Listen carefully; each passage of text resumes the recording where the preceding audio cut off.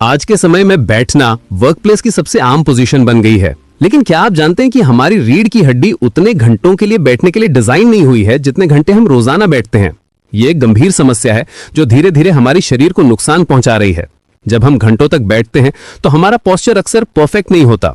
ये सिर्फ एक टेम्परेरी डिस्कंफर्ट नहीं है, ये एक कंपाउंडिंग इफेक्ट है जो सालों तक चलती रहती है। जो शेप हमारा शरीर घंटों तक, दिनों तक, सालों तक अज्यूम करता है, वही शेप इवेंचुअली हमारे शरीर की परमानेंट शेप बन जाती है। ये बात सुनने में स्केरी लग सकती है, लेकिन ये रियलिटी है। सबसे पहले बात करते हैं लोअर बैक की। जब हम बैठते हैं तो हमारी लंबर स्पाइन पर एक्स्ट्रा स्ट्रेस पड़ता है। वर्टिब्रे कंप्रेस हो जाते हैं और इरेक्टर स्पाइने मसल्स टाइट हो जाती हैं।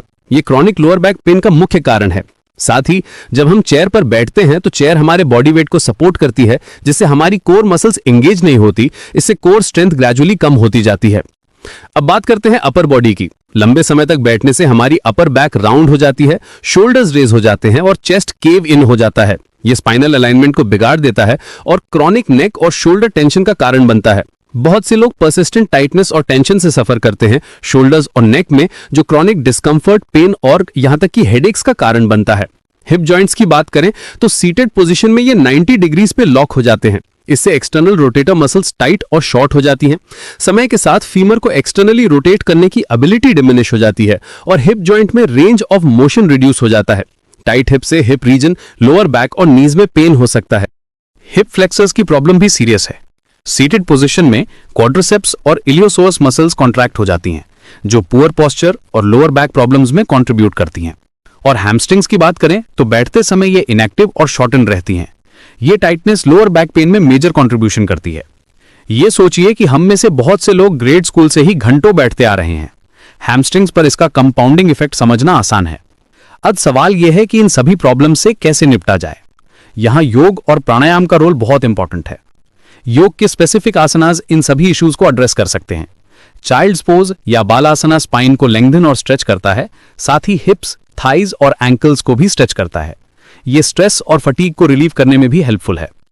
डाउनवर्ड फेसिंग डॉग पोज काल्व्स और हैमस्ट्रिंग्स में टेंशन रिलीज करता है और हिप्स में मोबिलिटी इंप्रूव करता है। हिप फ्लेक्सर्स के लिए लो लंज पोज बहुत इफेक्टिव है। ये हिप फ्लेक्सर्स को स्ट्रेच करता है और टाइट हिप्स को ओपन करने में हेल्प करता है। एक्सटेंडेड ट्राइंगल पोज स्पाइन, हिप्स और ग्रॉइन को स्ट्रेच करता है, साथ ही शोल्डर्स, चेस्ट और लेग्स को स्ट्रेंथन भी करता है। कोर स्ट्रेंथ के लिए प्लैंक पोज एक्सीलेंट है। ये एब्स, ऑब्लिक्स और लोअर बैक को स्ट्रेंथन करता है। Knees to chest pose lower back को डीकंप्रेस करता है और बेस ऑफ स्पाइन को रिलीफ देता है। प्राणायाम की बात करें तो ये सिर्फ ब्रीदिंग एक्सरसाइज नहीं है, ये पूरे नर्वस सिस्टम को बैलेंस करता है। अनुलोम विलोम या नाड़ी शोधना प्राणायाम स्ट्रेस को रिड्यूस करता है और मेंटल क्लैरिटी इंप्रूव करता है। डीप ब्रीदिंग से ऑक्सीजन सप्लाई बेहतर होती है और मसल्स को रिलैक्स करने में हेल्प मिलती है। लेकिन ध्यान रखने वाली बात यह है कि प्राणायाम को सही टेक्निक के साथ करना जरूरी है। गलत तरीके से करने पर साइड इफेक्ट्स हो सकते हैं, जैसे चक्कर आना, हेडेक या ब्लड प्रेशर की प्रॉब्लम्स। इसीलिए शुरुआत में एक्सपर्ट गाइडेंस लेना बेहतर होता है। रेगुलर योगा प्रैक्टिस से न सिर्फ फिजिकल प्रॉब्लम सॉल्व होती हैं, बल्कि मेंटल स्ट्रेस भी रिड्यूस होता है। जब हम कॉन्शियसली अपने पोस्चर को इंप्रूव करते हैं और रेगुलर स्ट्रेचिंग करते हैं तो सिटिंग के नेगेटिव इफेक्ट्स को काउंटर कर सकते हैं।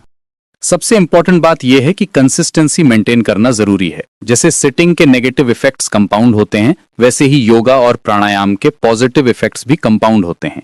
डेली प्रैक्टिस से ग्रेजुअली हमारे मसल्स की फ्लेक्सिबिलिटी इंप्रूव होती है, कोर स्ट्रेंथ बढ़ती है और ओवरऑल पोस्चर बेटर होता है।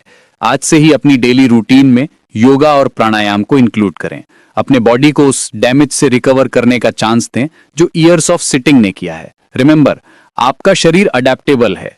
जैसे ये सिटिंग के लिए अडेप्ट हुआ है, वैसे ही ये हेल्दी मूवमेंट पैटर्न्स के लिए भी अडेप्ट हो सकता है।